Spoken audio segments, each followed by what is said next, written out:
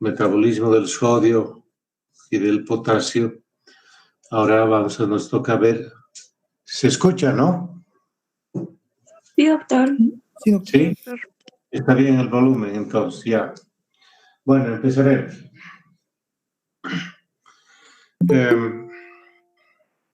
Prácticamente este es el quinto anión más importante que tenemos dentro del cuerpo, después de los anteriores, ¿no es cierto?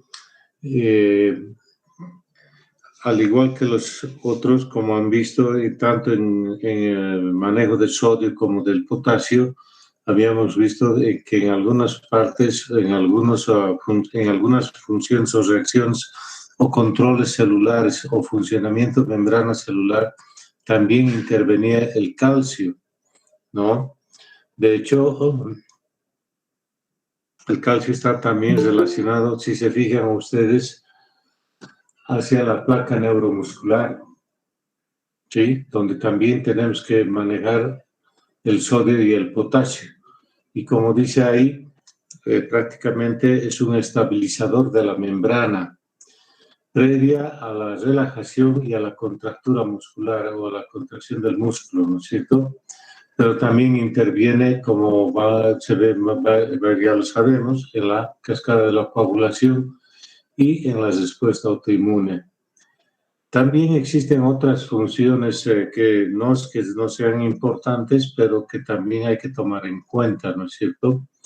En cuanto a su manejo o repercusión en algunos trastornos, por ejemplo, en el mismo hiperparatiroidismo, donde prácticamente tenemos que tomar en cuenta esto, sobre todo por algunos trastornos que pueden haber en cuanto a las concentraciones, ¿ya?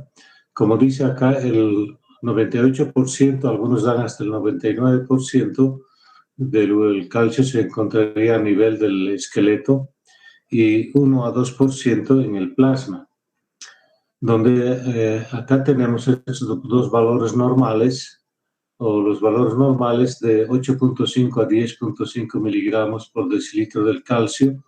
Esto estamos hablando del calcio como elemento, ¿no? Y esto es la equivalencia igual a 2.000 equivalentes con 40 miligramos, es la equivalencia del 1 milimol de calcio. Vamos, la siguiente. Siguiente. Bien. Esto es importante, porque si nos damos cuenta, aquí estuvieran tres formas que tendríamos de encontrar el calcio a nivel del cuerpo, ¿sí? Un 40% unido a las proteínas, lógicamente la albúmina, eso en el plasma, ¿no es cierto? A nivel intracelular, ese 10% que ustedes ven formando complejos con el fosfato, el citrato y el bicarbonato. Esto es sobre todo a nivel intracelular. Y ese 50%, la forma iónica que dice que sería el único calcio intercambiable directamente, o es el calcio que se mide, que prácticamente de ese valor de calcio elemental que hace un momento hemos visto de 8 a 10.5, la mitad de ese valor generalmente es este calcio iónico o biológicamente activo. Este es el que va a intervenir en todas esas funciones que hemos estado mencionando al comenzar. Siguiente. Siguiente. Bien. Como hemos visto de que el calcio prácticamente a nivel del plasma está unido en un porcentaje muy alto a la albúmina, un descenso de la albúmina, como dice acá el resumen, pues habría una disminución del mismo, pero no del calcio iónico, ¿sí? Por lo tanto, si el calcio iónico no se modifica, así el otro calcio esté un poco capaz, el calcio como elemento unido a la albúmina o a las proteínas, no va a haber una repercusión clínica manifiesta, sobre todo. En cambio, esta este calcio que está en forma iónica unido a estas sustancias como los fosfatos, pueden llegar a reducir este calcio iónico y de hecho esa es una de las características a veces de la acidosis metabólica, donde prácticamente el fosfato aumenta, ¿no es cierto?, a nivel extracelular y por lo tanto el calcio va a tener tendencia a disminuir. Y acá, como dice la alcalosis, aumentaría la unión del calcio a la albúmina y disminuiría indirectamente el calcio iónico. Y al contrario, la acidosis aumentaría el calcio iónico. Entonces, de hecho, a veces ese trastorno de la hipercalcemia que se puede observar en algunas situaciones no siempre está significando un exceso de calcio, sino estos cambios a nivel del pH, que no son muy manifiestos, es cierto, pero se pueden dar, sobre todo con el calcio iónico, ¿sí? Ahí está una ecuación que podemos utilizar para calcular realmente si el calcio iónico está alto o está bajo, de acuerdo al pH. De hecho, si nosotros tomamos el pH de 7.35 a 7.45 como límites fisiológicos máximos y mínimos, un cambio por debajo del 7.3 o un aumento por encima del 7.45, inmediatamente ya produce un compromiso y una bajona de acuerdo a que si hay una acidosis, ¿sí? O una alcalosis ya intervendría en eso en cuanto al calcio iónico. Por lo tanto, aquí ya tenemos otro dato de un dato clínico laboratorial en cuanto a, veamos, los trastornos de ácido base en relación al manejo del calcio. Bien, adelante. Adelante.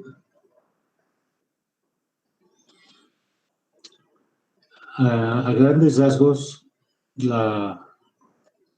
el manejo o el control de los niveles del calcio a nivel corporal.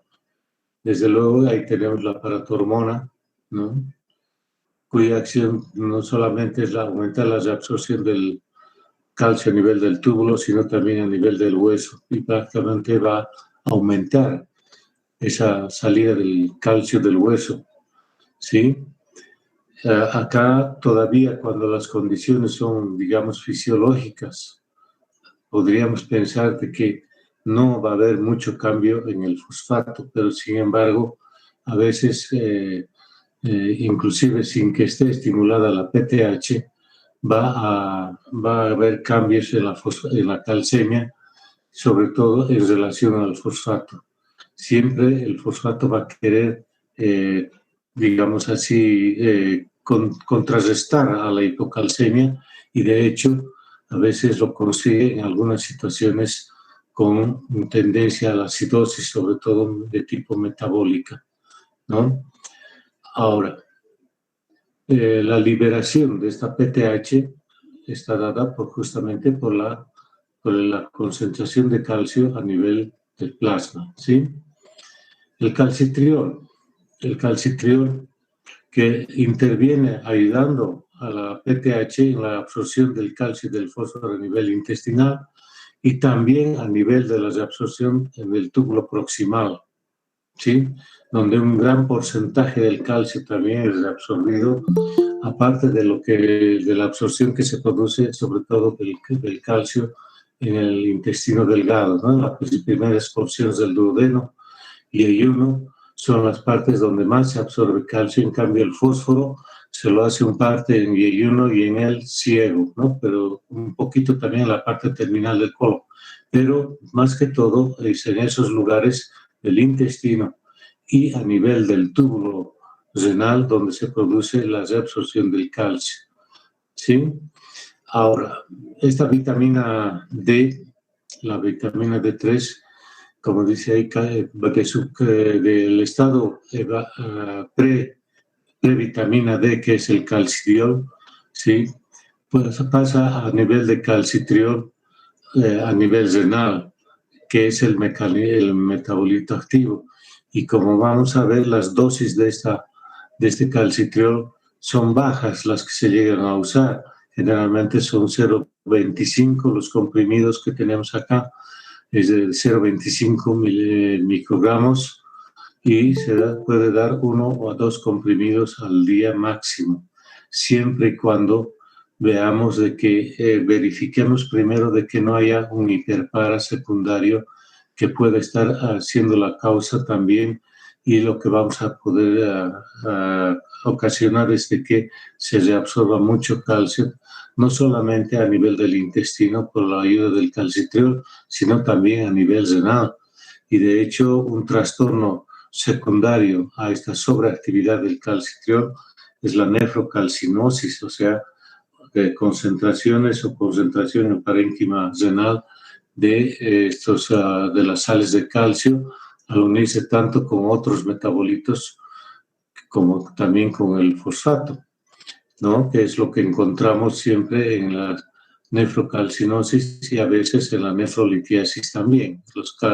Sabiendo de que los cálculos más frecuentes que encontramos en la vía urinaria son los de oxalato de calcio y los de ácido úrico, o los mixtos también, pero más los oxalatos de calcio que el ácido úrico, ¿sí? La liberación de este calcitriol, que es producida también a ese nivel, va a ser estimulada, como vemos ahí, por ese feedback con la PTH, y por el otro lado, no solamente por la PTH, sino directamente por los cambios en los niveles de calcio y fósforo que puede darse a nivel del líquido extracelular, ¿ya? Y a nivel también del túbulo renal, ¿ya? Por el otro lado tenemos a la calcitonina, que prácticamente tendría un efecto antagónico, digamos así, ¿sí?, de la PTH, ¿ya? Entonces, esta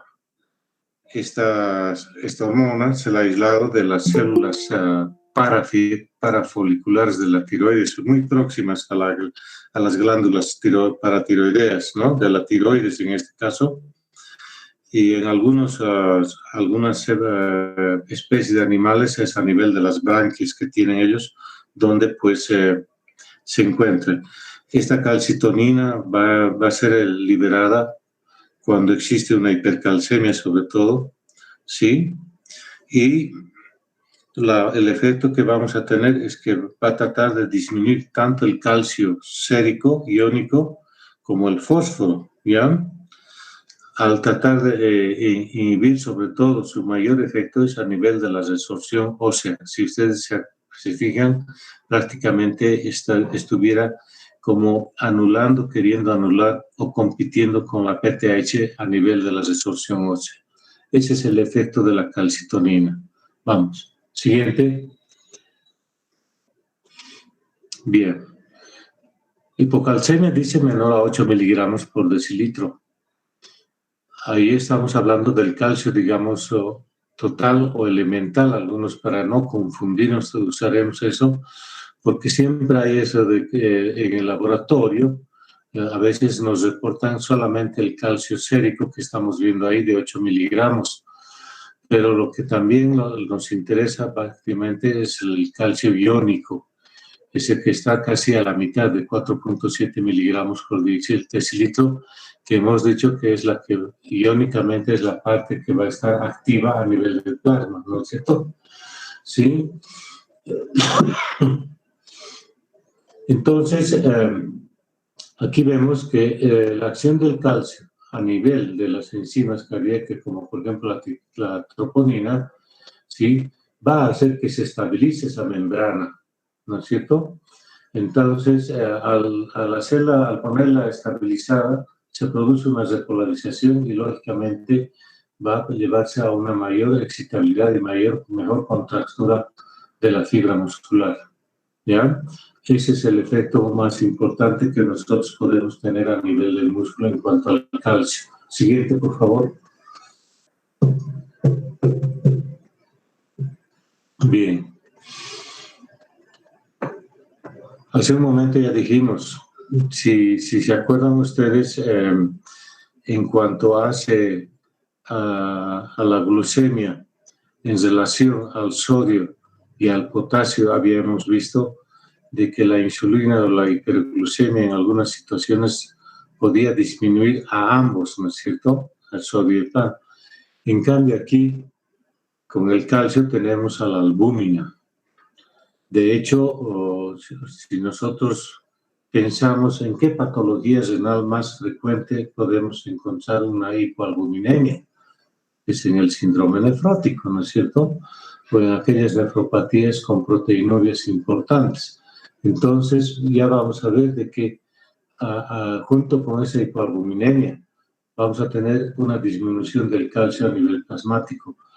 Pero si esa disminución no es muy notoria, eso sí tienen que tomar en cuenta, el calcio iónico se trata de mantener, que ese es el que hemos dicho que fisiológicamente ese es el que se intercambia todo el tiempo a nivel del líquido intersticial y del líquido extracelular, entrando y saliendo de la membrana, ¿no?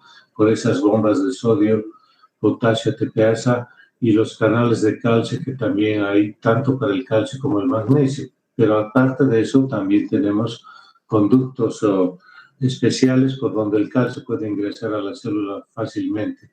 ¿Sí? Aparte de haber por los espacios entre células a nivel del túbulo renal sobre todo, ¿ya? Entonces,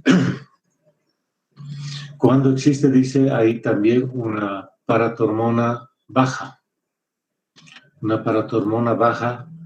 que no es casi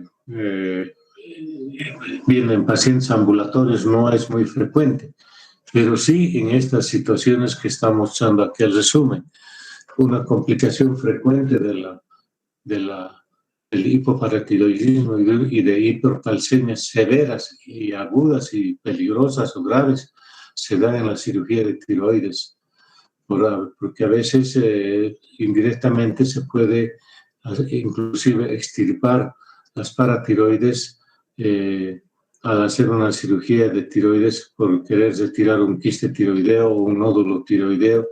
A veces se manipula y se puede lesionar o extirpar las paratiroides, ¿sí? Y es por eso que acá se pone en primer lugar la causa de una hipocalcemia, ¿sí? De hecho, durante la cirugía, algunos cirujanos que manejan la parte de cirugía de cuello tienen listo su solución con gluconato de calcio para inmediatamente, ante la mínima señal de hipocalcemia en el electrocardiograma, puede empezar una infusión de gluconato de calcio con glucosa, ¿no? Para corregir y evitar las complicaciones. Generalmente, en el postoperatorio de estos pacientes de cirugía de cuello, sobre todo de tiroides, muchas veces las primeras 48, 72 horas quedan con una hipocalcemia muy severa, ¿ya? Y a veces es una complicación de la cirugía a la cual han sido sometidas por alguna patología tiroidea, ¿ya? La otra, como dice ahí, la causa autoinmune, igualito que la tiroiditis autoinmune, también la paratiroides es otra glándula que puede ser afectada en algunas situaciones de este tipo de patologías autoinmunes, ¿ya? Otro dato importante, la hipomagnesemia severa. ¿Se acuerdan ustedes que cuando hablamos del manejo del potasio, de la hipopotasemia, habíamos dicho que si no corregíamos, además de la hipopotasemia, había una hipomagnesemia asociada, la hipopotasemia no la íbamos a poder corregir si no corregíamos antes en los niveles de magnesio, ¿no es cierto? Y ahí habíamos hablado del aporte endovenoso de sulfato de magnesio. Igualmente acá, fíjense, hemos visto que el magnesio, los niveles son muy bajos, ¿no? De 1.5, 1.8 hasta 2.5 como máximo, 2.8 miligramos.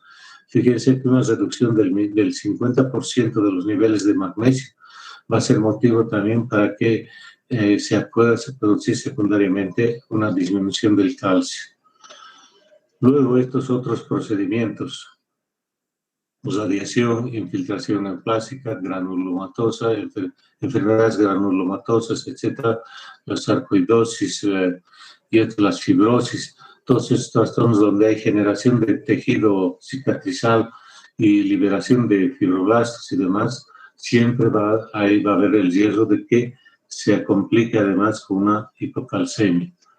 Y lógicamente ahí dice por depósito en algunos tejidos, secuestro, digamos así, en algunas situaciones, ¿no? Ahora también la situación inversa, una PTH elevada. Entonces, ¿ahí de qué estamos hablando? De una resistencia, digamos, a la acción de la PTH. No hay respuesta a la PTH, por lo tanto la PTH está elevada. Este trastorno, ¿dónde la vamos a ver? ¿Alguno de ustedes me puede decir, así, en qué situación podemos encontrar una PTH elevada con un calcio bajo en plasma? Insuficiencia renal, doctor. ¿De qué grado? Crónica. Claro que sí. De hecho, en la insuficiencia renal crónica, ya en estados avanzados, ¿no es cierto?, donde prácticamente por este trastorno, debido a la enfermedad ósea que se produce y demás, y la calcitonina que también interviene en esa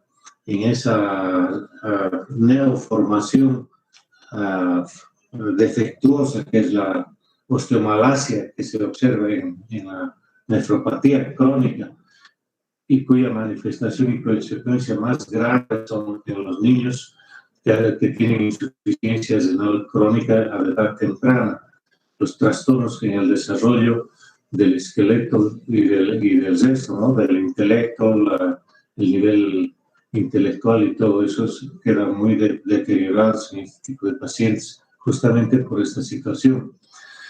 Ahora, la falta de vitamina D. En esta situación, ¿alguno de ustedes me puede decir, ahora que estamos en esta pandemia, que todo el mundo ahora se automedica, y dentro de muchos protocolos está la vitamina D? ¿Por qué será? ¿Alguien me puede decir? Doctor, si no mal recuerdo, la vitamina D era un antioxidante y el hecho de que se agrave el COVID era porque muchos radicales libres de oxígeno atacaban al organismo y entonces necesitábamos antioxidantes para combatir eso. Ya, está muy bien, Horacio, está muy bien. Ahora, ¿de qué vitamina D estamos hablando? Hemos visto que hay tres formas de vitamina D. Una es el calcidiol, después la 1,25, 1,25 hidroxi. ¿Nadie me ayuda? ¿Ah? ¿Cómo es, Horacio? ¿No te acuerdas? ¿La 1,25? No, doctor. Calciferol. Exactamente, 1,25 calciferol, que se va a transformar a 1,25 dihidroxicalciferol, que es la vitamina D3 activa. Ese paso a calciviol se va a dar a nivel hepático y el segundo paso a nivel de la piel, ¿no es cierto?, con la acción de los rayos ultravioletas. Por eso dicen hay que recibir el sol, ¿no es cierto? Si no, no tenemos. Ese es un motivo, por ejemplo, cuando veamos seguramente después lo que antes o lo que actualmente se tiene, por eso es que las leches para niños, sobre todo, vienen enriquecidas con vitamina D3, ¿no es cierto? Ese es el motivo también, ya. Para facilitar la absorción del calcio y el depósito a nivel del hueso, eso es lo que hace básicamente. Pero en este caso, en esta situación que estamos viendo, pasando, es cierto, la acción antioxidante de la vitamina D es bastante útil. Y de hecho, esto es lo que se busca, por ejemplo, en un paciente que ha estado con una lesión o enfermedad ósea muy severa, por ejemplo, la distrofia renal, o pacientes que han estado mucho tiempo inmovilizados, ¿no? Los tienen que recibir. Por falta, dice, de aporte en la dieta, yo diría que eso no es muy frecuente porque creo que todos tenemos acceso a los lácteos, ¿no? Que son la mayor fuente de calcio que tenemos, pero sí la mala absorción, poca exposición al sol, otra vez recalcando, ¿sí? Los trastornos de mala absorción se van a dar en estos pacientes con reducción o síndrome del intestino corto. Ahí otra vez la insuficiencia hepática, la insuficiencia renal y la hipofosfatemia.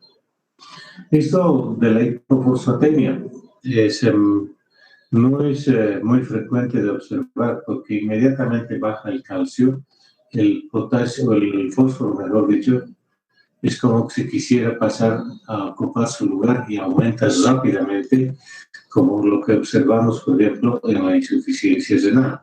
¿Ya? Los depósitos extravasculares de calcio en estos trastornos de mal manejo de calcio, como las calcinosis, ¿no es cierto? No solamente el depósito de calcio a nivel de hueso excesivo, sino una osificación defectuosa, sino también en otros lugares, por ejemplo, paredes vasculares, la calcificación de muchos tejidos, vainas musculares, etcétera, etcétera, que se deben a esto, ¿sí? También esto vemos en estas enfermedades reumáticas, ¿no es cierto? La calcificación definitiva y defectuosa a veces inclusive en la gota tofácea, ¿no? No es solamente ácido úrico el que está formando el tofo, también están los cálculos del oxalato de calcio. El fosfato alto, como habíamos mencionado ya, típico de la insuficiencia renal, ¿no? La destrucción tisular, como la rhabdomiolisis y lisis tumoral, que aparte de llevarnos a esto, nos va a producir un aumento grande de ácido úrico y de fosfatos.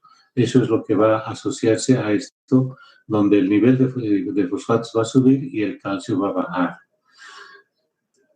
Típico, los MEN, el MEN 1, MEN 2, ¿no? Estos síndromes neoplásicos endocrinológicos, como son estas metástasis osteoblásticas de mama, próstata, esófago, pulmón. Hay varios órganos, tiroides también, que pueden llegar a estos trastornos. La pancreatitis aguda. La pancreatitis aguda, sobre todo, en estos pacientes que después de hacer estos episodios hacen estos, ¿cómo se llaman? Estas formaciones que quedan en el páncreas, nódulos pancreáticos, ¿no? Los quistes o pseudoquistes pancreáticos que se originan, pero además esto tiene que ver con la parte endocrinológica, no solamente la parte exocrina del páncreas, sino con la endócrina. Ya hemos hablado de la insulina, ¿no? Que también ayuda en el manejo del calcio. Y lógicamente la más clásica, la insuficiencia renal, aunque si vamos.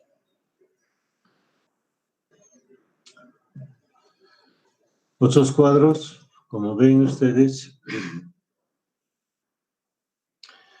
el uso de los lactatos como quelantes de calcio, ¿sí? Y en aquellas situaciones donde existe resistencia o hiposecreción paratiroidea, que ya lo hemos mencionado, el citrato, que se utiliza como anticoagulante en las bolsas de transfusión sanguínea, ¿no es cierto?, ayudaría quelando un poco al calcio, formando citrato de calcio. Entonces eso también nos lleva a esta situación.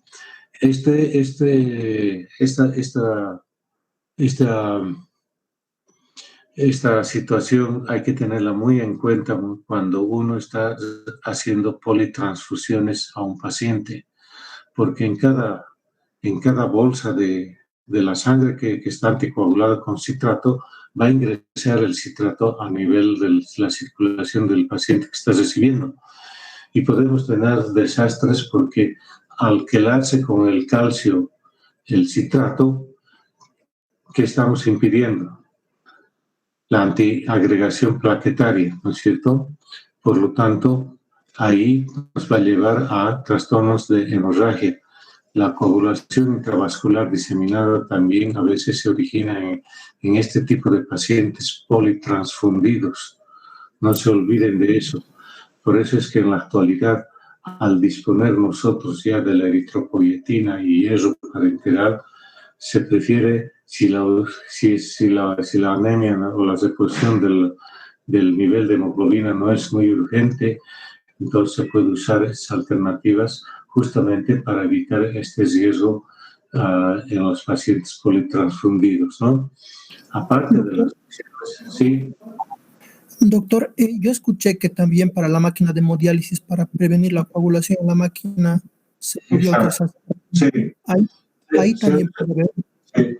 Se usa el citrato, ¿no? Se usa el citrato, pero como las cantidades son muy pequeñas y demás, preferimos usar siempre la heparina, ¿no? La heparina sódica de preferencia. Se puede usar también las heparinas de bajo peso molecular, pero a veces, como la acción es más prolongada, lo que nosotros necesitamos no es anticoagular al paciente, sino anticoagular la sangre del paciente que está hemodializando y que está fuera, o sea, que está en el filtro de hemodiálisis y en las líneas de la máquina, ¿ya?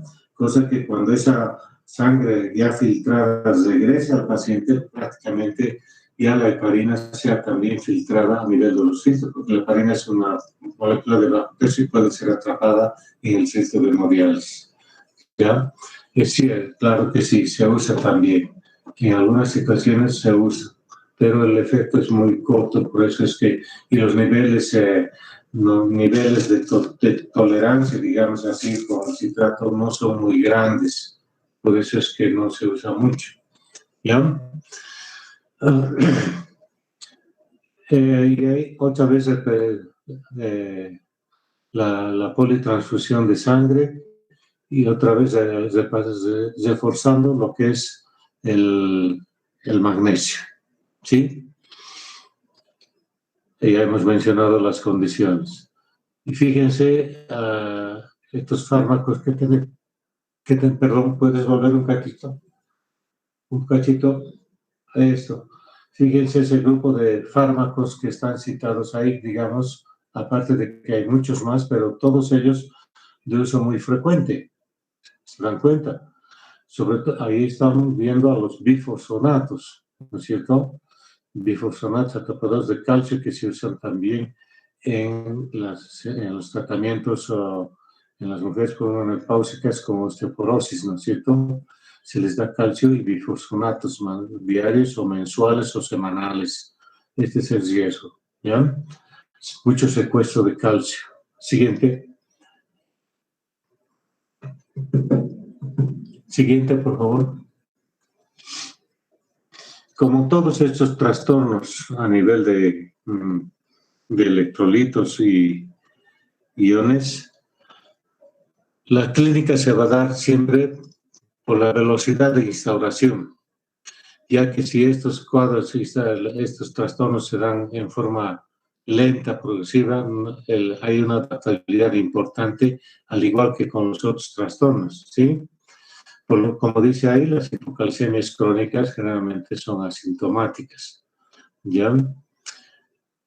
Este cuadro de la tetania es una de las situaciones en las cuales se puede presentar en esas cirugías de tiroides que les decía, donde se ha manipulado, se ha extirpado accidentalmente la paratiroides. Ahí a veces se ha observado estos cuadros en algunas situaciones, ahí a nivel intraoperatorio inclusive. Por eso les decía que algunos ya están siempre preparados y haciendo su infusión de gluconato de calcio por vía endovenosa. Ahí está la situación grave, el espasmo carpopedal, laringoespasmo y convulsiones. Cuando la calcemia está por debajo de 7, dice, inclusive por debajo de 6, porque si es una hipocalcemia crónica se la tolera bien. O el calcio iónico esté por debajo de 4 inclusive, ¿ya? Siguiente.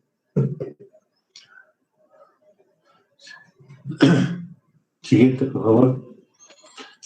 Y ahí está un recuerdo semiológico del Chebostek y el Trousseau, como dos maniobras que podemos usar para la detección de la hipocalcemia. Siguiente. Esto ya en situaciones más críticas y hipocalcemias muy severas, trastornos o compromiso a nivel del manifestaciones a nivel del sistema nervioso central, ¿sí? Felizmente no son muy frecuentes en la actualidad, ¿no? Porque esas situaciones de hipocalcemia severa casi no se llegan a observar, ¿ya? Pero sí esta parte de los hallazgos a nivel del electrocardiograma, no podemos olvidarnos. La prolongación del QT es bien típico esto en los pacientes. Muchas veces eso lo detectamos en los pacientes nefrópatas que han estado en ayuno importante y demás, ¿no? O pacientes que están en diálisis que pueden hacer hipocalcemias también durante la sesión. No es raro eso que el paciente empiece con calambres severos, mioclonias inclusive severas y que producen dolor en el paciente. Entonces a veces no se identifica bien y pensamos que nada más puede ser o una baja de sodio o potasio, pero nos olvidamos del calcio. Y la mayoría de las veces, ¿qué hacen las licenciadas cuando se observa a estos pacientes en la máquina? ¿Qué hacen estos espasmos y demás? Usar sulfato de magnesio en dosis bajas, lento. Se hace rápido y paralelamente se va a verificar los niveles de calcio de ese paciente para rápidamente corregir, ¿ya? Esta otra situación, la última, que puede causar hipertensión endocraneal, sí, no es una situación que la tengamos que ver frecuentemente. Felizmente, como dice ahí, hasta que se instaure, ya nosotros podemos estar haciendo las medidas antiedema cerebral, como hemos visto con el manejo del sodio. La siguiente. Siguiente.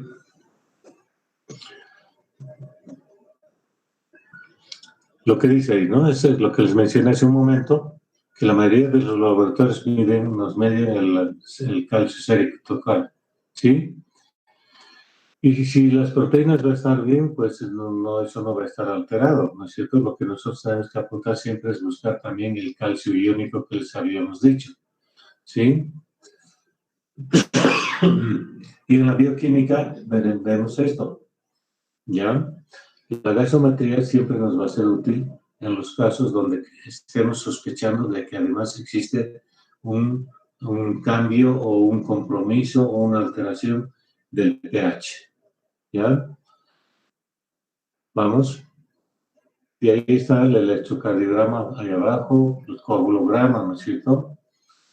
No estamos mencionando mucho los trastornos de la coagulación por la baja de calcio, pero ya hemos mencionado que la diálisis sobre todo es muy notorio eso. Mantener un calcio sérico corregido mayor a 8 miligramos, dice, como objetivo.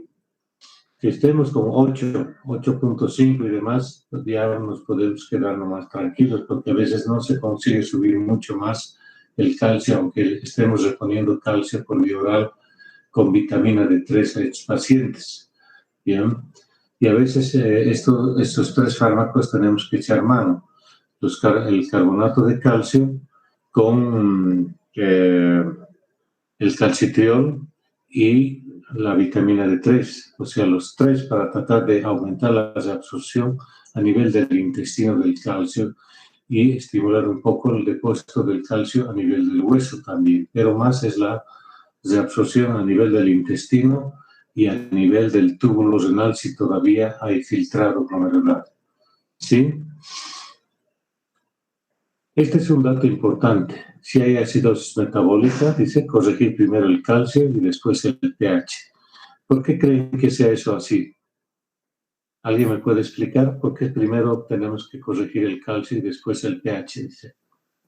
En la acidosis Sí. hay disociación del calcio y de la albúmina. Entonces, si corregimos primero el calcio y luego el pH, entonces igual va a aumentar un poco más el calcio de todas formas cuando corrijamos después. Exactamente. Entonces, en parte es eso, ¿no? Pero no nos olvidemos. Aquí dice corregir primero el calcio. ¿Por qué? Porque hemos mencionado, ¿o no? O ya vamos a ver, aquí está, ahí abajo, fíjense, el último enunciado, dice no administrar calcio con bicarbonato o fosfato juntos porque forman sales de calcio insolubles. Ese es el problema, porque a la par de que nosotros necesitamos corregir la acidosis haciendo bolos de bicarbonato, usando bicarbonato, por ejemplo, entonces podemos correr ese riesgo de que a la par estamos haciendo infusiones de calcio, ¿ya? Entonces, en algunas situaciones se puede dar el uso de los dos, pero generalmente se prefieren por vías diferentes para la administración de ambos, ¿no? Pero lo más importante, si es que no existen alteraciones en el trazado electrocardiográfico y más bien lo que más nos llama la atención es el trazado del electrocardiograma debido a una acidosis metabólica por hiperprotasemia, por ejemplo, eso es lo más urgente que tenemos que conseguir también, ¿no? Ahora, otra vez, como lo que pasó con el potasio, ¿no? Mire, primero corregir el magnesio, ¿sí? Entonces, y ahí está otro dato que refuerza eso. Si la hipocalcemia no se puede corregir, que sospechar, dice, de que el potasio o el magnesio esté bajo, ¿sí? Ahora hay otro dato también. Miren, aquí tenemos que decidir muy bien cuál de las conductas vamos a hacer primero. Vamos a corregir el calcio, vamos a corregir la acidemia, vamos a corregir la hiperfosfatemia, vamos a corregir la hipomagnesemia. Entonces tenemos que ver, valorar rápidamente y decidir cuál de los trastornos vamos a hacer prioritariamente de corregir lo más precozmente que podamos, ¿entienden? Pero tomando en cuenta este último enunciado, muchachos, no se olviden de eso, por favor. ¿Ya? Muchos de estos pacientes, a la par que están recibiendo bicarbonato por vía parenteral, inclusive pueden estar recibiendo algunos bolos de calcio por el otro lado. Entonces, eso es lo que hay que tener cuidado. Vamos. Siguiente. Y esto es lo que manejamos todos los días en los pacientes renales crónicos, ¿no? Que están en diálisis o que van a entrar o que ya tienen trastornos del metabolismo del calcio muy severos con una hiperfosfatemia. Tenemos que antagonizar en parte al calcio, ¿ya? O al fósforo, mejor dicho, tratando de reponer, cosa de que la hiperfosfatemia no se nos dispare. 1 gramo cada 8 horas asociado a vitamina D3 a veces o inclusive con calcitriol, ¿ya? Y es una conducta que aquí tenemos que tener en cuenta que también tal vez había sido bueno colocar en estos enunciados, sería de que no nos olvidemos de medir la PTH. Eso sí, la PTH, que no es fácil, es cierto. Por eso es que no es rutina. Lo ideal sería ver la PTH, ¿no es cierto? Vamos. Siguiente.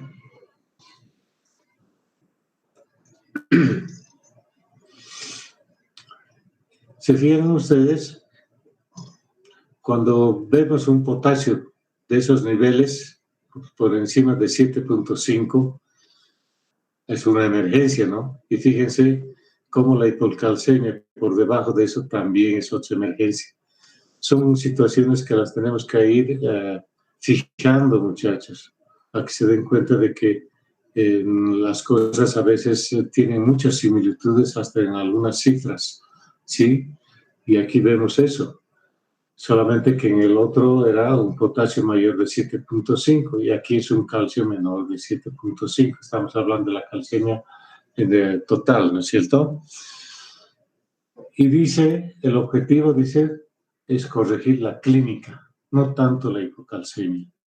O sea, esto significa hacer unos bolos de gluconato de calcio, si existe hipermagnesemia o hipomagnesemia, corregir rápidamente eso, y ahí vamos a ver que nuestro paciente inmediatamente sale de este estado, digamos, de riesgo, ¿no? Por vía endovenosa, y ahí tenemos el gluconato de calcio, son ampollas al 10%, esa es la que tenemos en nuestro medio, ampollas de 10 ml que nos aportan 90 miligramos de calcio elemental, ¿sí? El cloruro de calcio al 10, que nos sube un poquito más, ¿sí?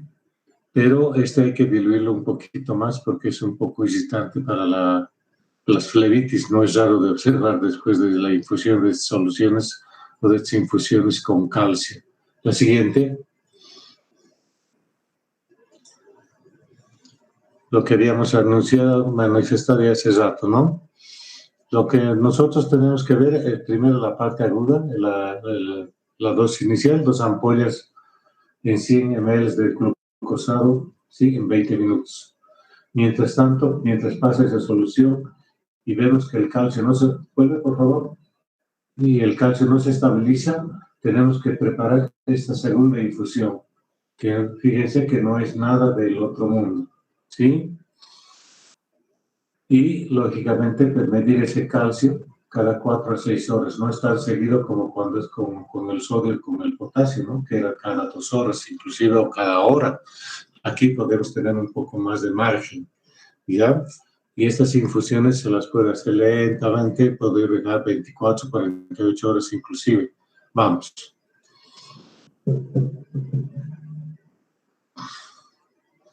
La mención que ya les hicimos del calcitriol, ¿no? 0,25 microgramos cada 12 horas y ayudándonos con el colecalciferol, o sea, la vitamina D3, de 400 unidades, dice acá, ¿no? Se puede usar mucho más, desde luego. Generalmente es un estándar en las 400 unidades, ¿ya?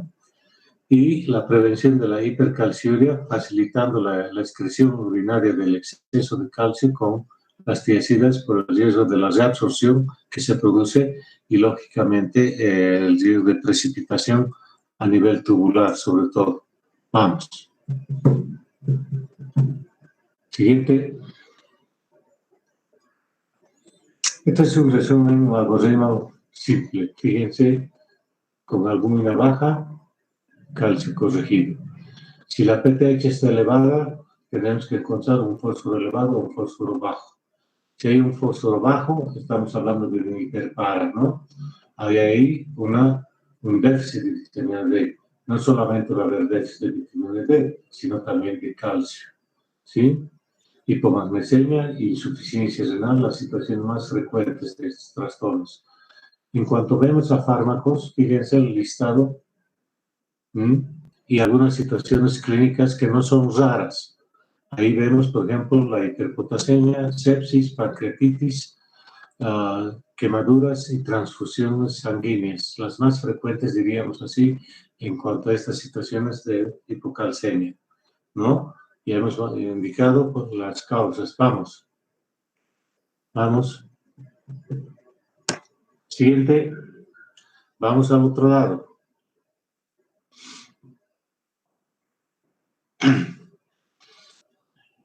Sigue, sigue, sigue. Sigue. Eso es. Bien. 90% hiperpara y neoplasias malignas. El calcio alto. ¿Sí? Y fíjense la variedad en cuanto a neoplasias de muchos órganos que pueden llevar a esta situación de niveles altos, anormales de calcio en plasma, sobre todo. Y abajo tenemos las causas hormonales, ¿no es cierto? El NEM, el 1 y 2 sobre todo, el hiper o el hipoparatiroidismo, la insuficiencia suprarrenal.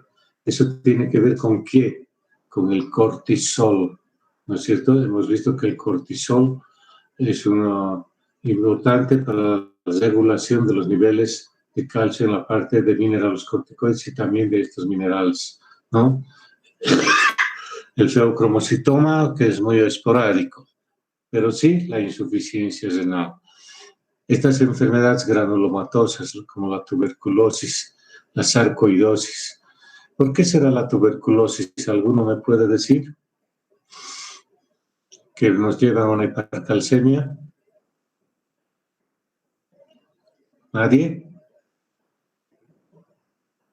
¿Qué pasó, Horacio? ¿Se ha dormido el Horacio también? No, doctor. ¿Hola? No. ¿No? Sería bueno que se revisen un poco, ¿sí? En la actualidad no es muy frecuente esta situación de la hipercalcemia, porque antes, ¿qué es lo que se trataba de hacer en la tuberculosis, aparte del tratamiento antivacilar o sí, específico? Era dar calcio. ¿Para qué? Para que las paredes donde están los nódulos, perdón, las cavidades o los granulomas donde están los bacilos sobrevivientes, se calcifiquen estas partes, las capas externas, y ahí queda encapsulado definitivamente el bacilo. Y se les daba calcio en grandes cantidades en aquellos años a estos pacientes con tuberculosis. Esa era una causa muy frecuente. Pero a raíz de eso, ¿qué tuvimos? Tuvimos muchos fabricantes que se volvieron verdaderas canteras para formar cálculos. La gran cantidad de calcio que había recibido en forma de lácteos o de carbonatos, etcétera, etcétera, ¿no? Es como una anécdota, pero eso sí se da. Y ahí están los excesos de vitamina D, vitamina A, el uso de las teofilinas, el ácido acetilsalicílico, el litio, ¿no? Los estrógenos, yo diría, pues resaltando un poco, ¿no? Las terapias que actualmente se hacen en muchas mujeres, las terapias con estrógeno, ¿sí? La inmovilización prolongada, ya lo había mencionado, igual que la rabdomiolisis, la acromegalia, ese trastorno que no es frecuente de ver, pero se da. Vamos. Siguiente. Igual, como todos los trastornos, dependiendo de la velocidad de la instauración y el tiempo, ¿no? Eso es lo que tenemos que ver. Y ahí tenemos los niveles que se hacen de la hipercalcemia leve, moderada y grave, ¿sí? Donde nosotros tenemos que apuntar un poco es a la última, ¿no es cierto? Porque la moderada y la leve no tiene mucha repercusión, pero sí la tercera, aquella hipercalcemia por encima de 14 miligramos por decilitro. Esa sí es lo que tenemos que tener cuidado. Vamos. Siguiente. La clínica de la hipercalcemia. Fíjense la afectación, otra vez, igual que el sodio y el potasio, en cambio el calcio, tanto a la parte muscular como a la parte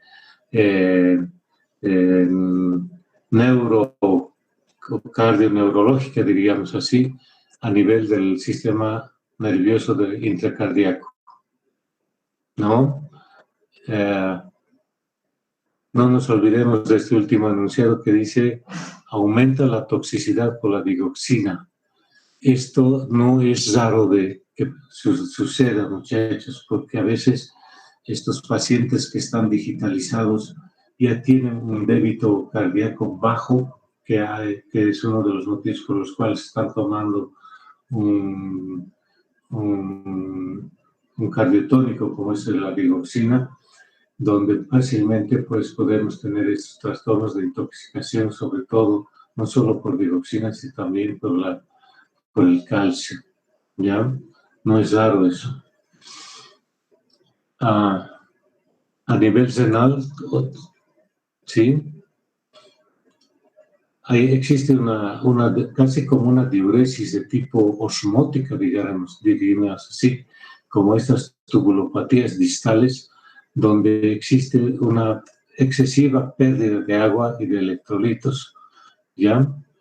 Entonces, tanto en la aguda como en la crónica, se puede deber a esta situación por la gran inflamación en los casos agudos, como también en la parte crónica, como ya habíamos mencionado, al total de absorción y demás, y las nefrocalcinosis que van a llevar a una reabsorción grande de calcio y acúmulo a nivel renal. Y otras manifestaciones de esto a nivel sistema nervioso central, ¿ya? No es raro de ver esto en estos pacientes ancianos. Muchos de estos trastornos depresivos o ansiolíticos o psicóticos que se ven en muchos pacientes de ese grupo etario, a veces se los confunde con trastornos de conducta, de ansiedad o depresión, y resulta que en el fondo había habido un trastorno a nivel de este mineral o de los otros iones, ¿no? Vamos. Siguiente.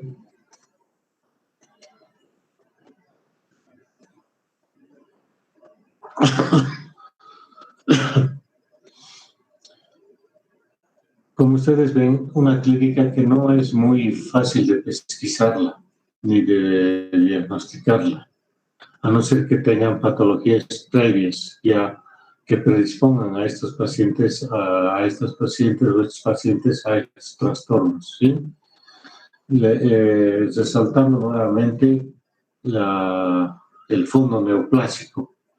No se olviden de eso, estos pacientes que están cursando con estos síndromes paraneoplásicos. Un dato de eso es la hipercalcemia.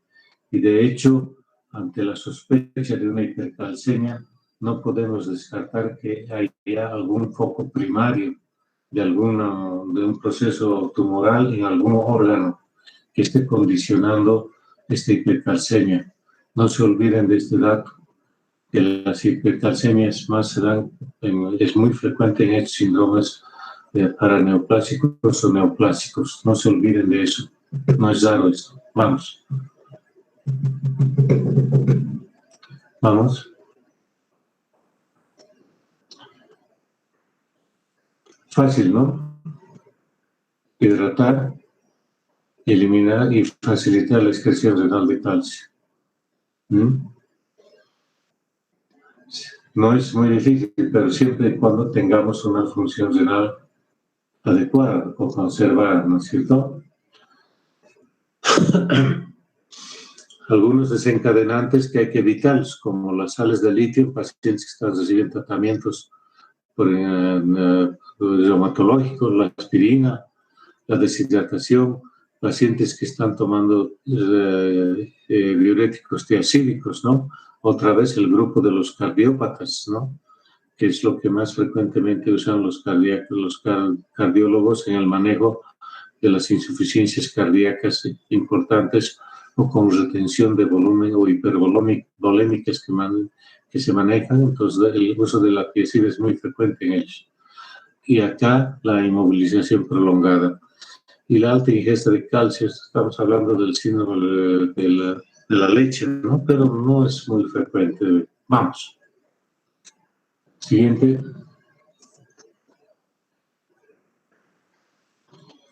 Fíjense, la hidratación y furosemida solamente si existiría cierto grado de insuficiencia o ya tenemos un débil o bajo cardíaco para evitar la sobrecarga de volumen, ¿no? Y llevar al paciente a un riesgo de descompensar su insuficiencia cardíaca e inclusive encharcar líquido en pulmones. Eso hay que tener cuidado cuando uno hace este manejo de hidratar a este tipo de pacientes. Y ahí están los tratamientos que se usan actualmente. La calcitonina, sobre todo los glifosfonatos. Los glucocorticoides solamente en situaciones muy graves, como dice ahí, ¿no? La calcitonina se usa bastante en la actualidad. Vamos. Siguiente.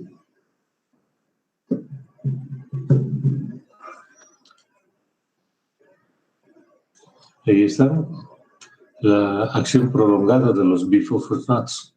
No se olviden de eso. Inclusive ahora algunos de estos ya se están tratando de evitar por el efecto acumulativo que tienen. Inclusive se estaba hablando mucho de las dosis mensuales, pero actualmente se ha visto de que el pamidrato y el otro, ¿cuál es? El pamidrato y el otro fosfonato es ¿cómo se llama? El primero que salió, porque el pamidrato es después. El ácido soledrónico. Ahí está, pero ahí está anotado ahí abajo, no nos fijan eso. Ese es, ¿ya? Entonces, los manejos de estos son más lentos. No conozco si en nuestro medio tenemos a disposición estos dos quelates para uso endovenoso, ¿ya? Vamos. Siguiente. La calcitonina.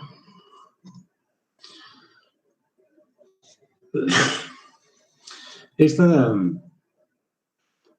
se usa en forma por vía subcutánea también y llegó por vía aerosol también la calcitonina. A un principio la calcitonina llegó como un analgésico para estos dolores óseos de difícil control y que no respondían bien a los analgésicos corrientes. Se observó que la calcitonina por vía de aerosol a nivel de mucosa nasal funcionaba muy bien, pero el problema de ello es que es el costo, ¿no? El tubito el frasquito no dura mucho, la semana y nada más, ¿ya? Y como ven ahí ustedes, la calcitonina se puede colocar cada 6 a 12 horas, dice inclusive, si es que ya hemos bajado de los 12 de riesgo, 12 miligramos de hipercalcemia estamos hablando, ¿no? Vamos. Siguiente.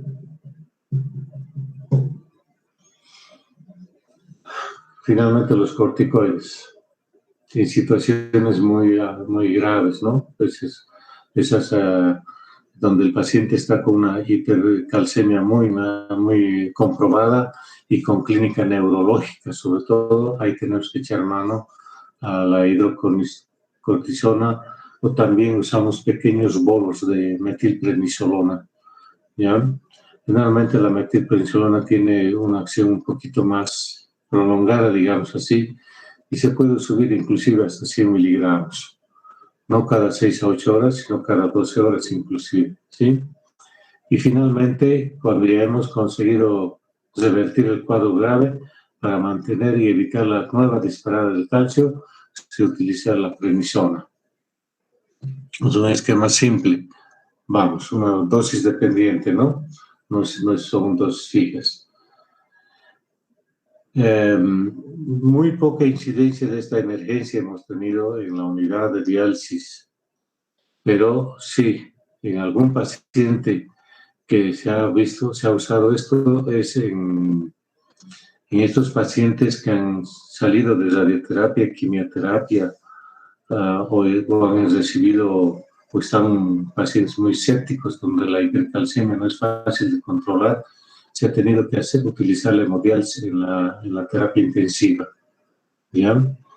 En la terapia intensiva. Fíjense que las condiciones son que son pacientes ya renales crónicos, terminales o insuficientes cardíacos, donde la repercusión clínica de la hipercalcemia es manifiesta. Ahí sí tenemos que echar mano, junto con los corticoides, a la hemodiálisis, ¿ya? O sea que aquí ven otra indicación de la hemodiálisis, no solamente es para el renal crónico. Vamos, siguiente. Siguiente. ¿Nos queda tiempo o ya se están yendo al otro? ¿Podemos continuar?